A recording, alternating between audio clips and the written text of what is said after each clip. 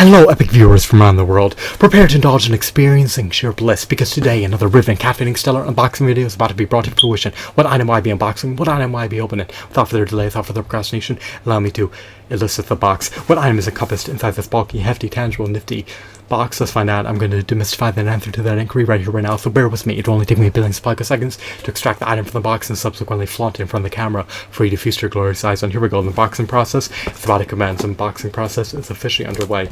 I procured this figurine as part of an eBay Marvel Legends action figure lot. Do I have any qualms about purchasing this figurine? Let's find out. This figurine is known by the moniker of She-Hulk. Is she a paradigm of perfection? Is she the epitome of perfection? Is she the embodiment of reselling perfection? I do not think so. Why not, you may ask? Let me shed light upon the answer to that inquiry. My gripes appertaining to the figurine off the get-go is that she lacks finger joint articulation. She does not have toe articulation. She does not have as many ample points of articulation as the typical traditional Toy Biz Marvel Legends figurine. Here's her next to the Series 8 Iceman figurine that was churned out by Toy Biz. This figurine was churned out by Hasbro, despite the fact that this figurine commanded a staunching, whopping premium price of $20 or more. She's just not up to par with the $8 Toy Biz Marvel Legend figurine, even though she retailed for at least 250% more than a Toy Biz Marvel Legends figurine. Now, she may have retailed for $15 instead of $20. I'm unsure. That's an enigma. You can verify that for yourself. But still, I mean, just logically think about it. You're paying double the price or nearly double the price if she retailed for $15 plus tax. You're paying nearly double the price for an inferior figure, or you're paying 250% more for an inferior figure. So the standard in the toy industry has decreased, or has plunged, or has plummeted post Toy Biz becoming defunct. Now, what I do like about this figurine is that she has a diaphragm joint. She has a wrist swivel. She lacks double jointed elbows, even though her knees are double jointed. So she has at least 10 points of articulation. I would estimate that she has roughly 15 to 22 points of articulation, but it's likely on the lower end. She likely has possibly 18 to 15 points. She possibly has 15 to 18 points of articulation. She's an embodiment of She-Hulk. She represents and depicts She-Hulk from the Marvel Universe. I love her aesthetics. Her paint applications are relatively mediocre. Her shadings, her textures, her hues, her sculpt is just relatively mediocre. She denotes insipid mediocrity. There's nothing really extraordinary about this figurine, considering that she was at least $15. So, do I have any qualms about purchasing this figurine? No, because she came bundled with a Marvel Legends action figure lot. I didn't purchase a lot in order to obtain this figurine. I purchased a lot primarily to obtain other Marvel Legends figurines that are churned out by Toy Biz. But she was on the lot, and the seller wouldn't split the lot, so I had to concede his asking price. But for over $15, she doesn't merit the hefty, staggering premium price, in my opinion. For under $10, I would have considered purchasing her if I didn't own her. Again, I just don't like the fact that her fingers are pre-posed. I don't like the fact that her elbows are not double jointed. I don't like the fact that her head lacks articulation. Her head can't really turn.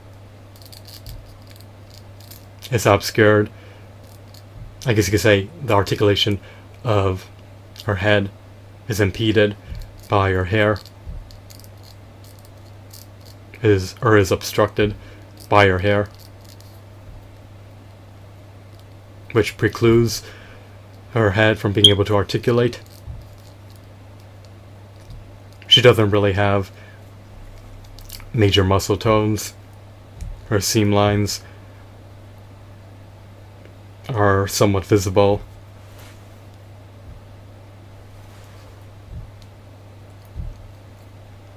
They're not really very inconspicuous.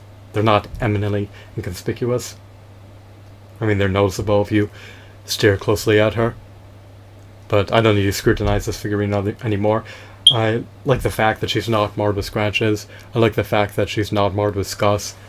Her appearance isn't impaired. I just would have preferred if she was bulkier, if she was heftier, if she had larger biceps and larger abs that could accentuate her physical prowess. I would have preferred if she was a bit taller. I would have preferred if she had more points of articulation. I would have preferred if she had an ankle pivot. I would have preferred if she had peg holes embedded on the bottom of her feet. I think she was a part of the Marvel Legends Fin Fang Foom series. I'd have to double check the series that she's derived from. I know for a fact that she's a Marvel Legends figurine, but she likely was purchased by the Avid Collector in order to be able to obtain a piece of Fin Fang Foom. Is it Fin Fang Foom? I think Fin Fang Foom is an adversary of the Hulk. You can double check that for yourself. You can verify that for yourself. Don't take my word for it. I'm not well acclimated with the character's lore. Actually, I could look it up real briefly. Bear with me one brief moment. I'm just typing with one hand, so it's going to take ample time for me to insert this. Fin Fang Foom. What an unusual, uncanny name. So, the figurine is not abysmal for $20, but she's not a stellar figurine either. But for $20, I guess you could say she's mediocre based on today's standards, which have eminently plummeted post Toy Biz becoming defunct. It's a real shame and a pity that she was churned out without figure joint articulation of mind and without ample points of articulation, but it is what it is. At least she has some articulation. She can't really strafe. She can't really move her legs side to side. So, I mean, it is what it is, but I'm gratified that I was able to obtain a figurine of She-Hulk. I don't think that Toy Biz churned out a Marvel Legends version of She-Hulk. I'm not sure if there's a variant of the figurine. There may possibly be. Hopefully she'll be reproduced in the future. Hopefully a variant of her will be churned out that has figure joint articulation. I can only be optimistic. I can only speculate. I can't foresee the future. I can't forecast the future. I can only hope that she's reproduced again with figure joint articulation, with a taller build, with some better paint applications. She just doesn't have the same level of quality as a Toy Biz Marvel Legends figurine, and if she's going to cost nearly double the price or 250% more, then she should supersede a Toy Biz Marvel Legend figurine. She shouldn't be inferior to a Toy Biz Marvel Legend figurine, but that's my objective. That's my objective, humble opinion. But I'm jubilant and buoyant since I've been able to add her to my collection. She'll coincide eminently well with my 6 to 7 inch action figure collection, so she'll be flaunted on the shelf. Once again, here she is. She does look feminine, so at least she looks more female than male, which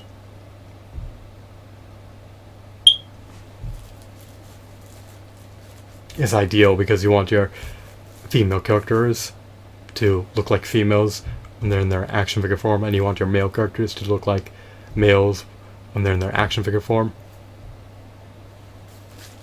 I mean, if she looked masculine and she looked like the average hero or male villain, then that could also be a salient issue and could cause collectors to become disgruntled and infuriated and agitated. But she does look like a female. You want your She-Hulk to not look like the Hulk. You want her to actually look like a female. But maybe you want her to look like something else completely. But I prefer if my Hulk looks like a male and if my She-Hulk looks like a female. That's just my subjective opinion. I don't need to utter on about nonsense. So I'm done blabbering. I'm done ranting and raving and blustering about the gripes appertaining to modern day Hasbro action figures that retail for $20 or more. It is what it is. I guess I'm content with my purchasing decision, since I was able to procure a plethora of other stellar Marvel Legends figurines amid purchasing She-Hulk. What other figurines are obscured by the bubble wrap and by the newspaper, I do not know. That is an enigma. I get to unbox them. I'll likely unbox the remainder of this lot in a future video, so stay tuned for that. I hope that you found this video to be intriguing and insightful. Have a wonderful, marvelous day. Goodbye.